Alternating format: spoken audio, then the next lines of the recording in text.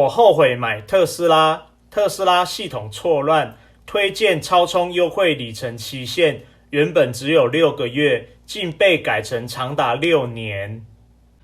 大家好，我是 K 哥。那今天来跟大家说，到底特斯拉推荐码的优惠里程到底是怎么计算的哈？因为我的推荐里程他说已经过期了，在我使用的时候，它只有刻29度就过期。那个期间我确实都有使用超级充电站，为什么让它放到过期？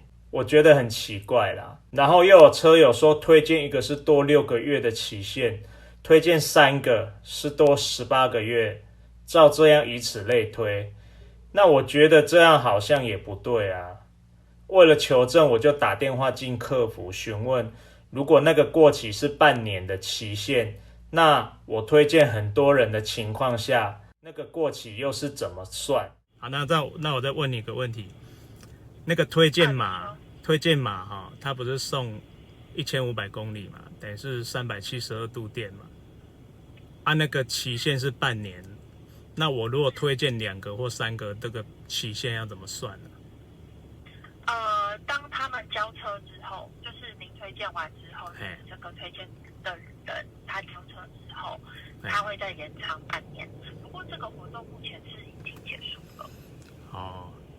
我比如说我今年我推荐了2个人，那就是我第2个人推荐交车的之后再往后延半年嘛，对不对？比如说你推荐了2个人，第1个人已经交车了，他其实如果你原本账户中有的话，他就会延后。那第2个人交车之后，他就会再延后这样子。不过这个活动目前是已经结束了啦。那我如果推荐了比如说我推荐了10个，不可能是6个月乘以10这样子嘛，对不对？它并不是应该是说它并不是说原本的日期继续延后，就是您这个人他第2个人最后1个人交车的日期再延后半年这样子。你确定吗？然后对，然后最多就是延后6次而已，就是不太会说最多延后6次啊。对。比如说，那我如果今年我大概在最后一个我推荐的6个嘛，最后一个在今年比如说9月底交车嘛，那我从10月开始往后数6个月，这样子嘛。就是他如果是9月的看几号交车，就是有交车的日期再延后半年。对，等于是我9月底交车的话，等于是到10、11、12、1、2、3，等于3月底，我那个6个推荐人等于的那个超充里程就会到期全部。比如说，是同意。就是最后1个人再延后半年啊，最多延6个。6次，对，6次。6个。那比如说我推荐了10个，那我最后1个也是在10月底交车的话，那我也是到3月底，我那10个推荐码的优惠里程就会全部到期了。其实就是6次等于是6次，对啊，那就是6次啊。不是哦，那不是第10个哦，是第6个。对啊，不是对。对。那这样子哦，那这样大家推荐6个之后就不会再想推荐了啦，有可能嘛，对不对？对啦，是。了解。你贵姓啊？我姓庄。庄啊？对。可以给全名吗？我这边的话可以提供分机给您啊。分机几号？对。分机282。好。等我一下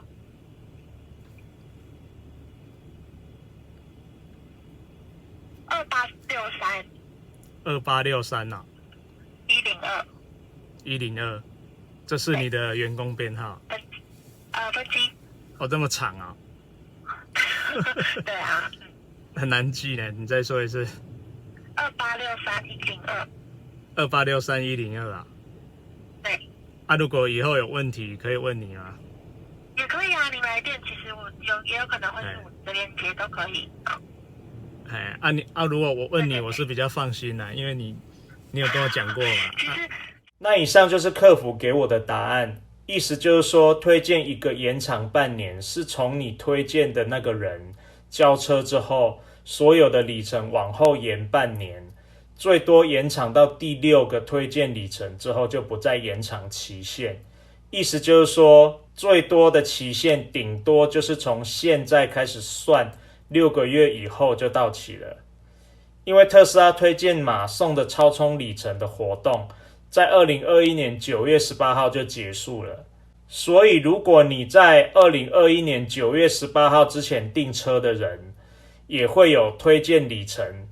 交车日期如果在最长到半年内交车的话，最后的超充优惠里程延长期限最多也是到2022年9月18号到期，所以照理说不可能有到2023年以后的推荐里程到期日，更不可能到2027年才到期，对吧？那我们来看一下这个例子就如同标题说的，特斯拉系统真的会错乱。我们来看一下这个，刚好有车友分享他的推荐里程，原本他推荐的3个是送4500公里的免费超充，到2025年10月9号过期，原本的到期日就不对了，往后延半年怎么可能延到2025年10月？然后这边他是说，实际上他是推荐了11个，但是宝箱里面却只有显示3个的推荐里程，有8个被吃掉了。他原本也想说算了，被吃掉就被吃掉啊。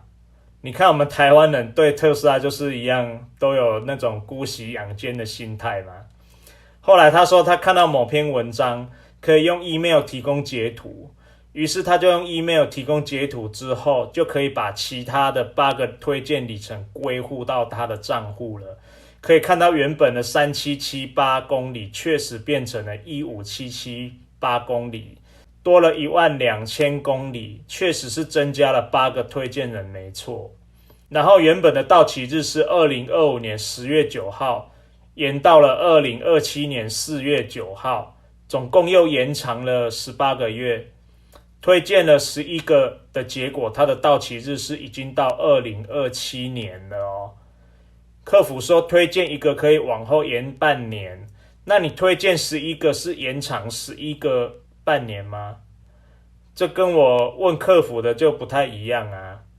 这样从2021年开始算，应该也是不到2027年啊，因为怎样算都不对啊，所以我才打电话客服去问。因为你推荐了11个车主交车之后，也是一定从今天之前开始交车的，有交车才会归户超充里程到账户，对吧？所以如果从今天开始算，最多也是从今天开始的半年后就到期了。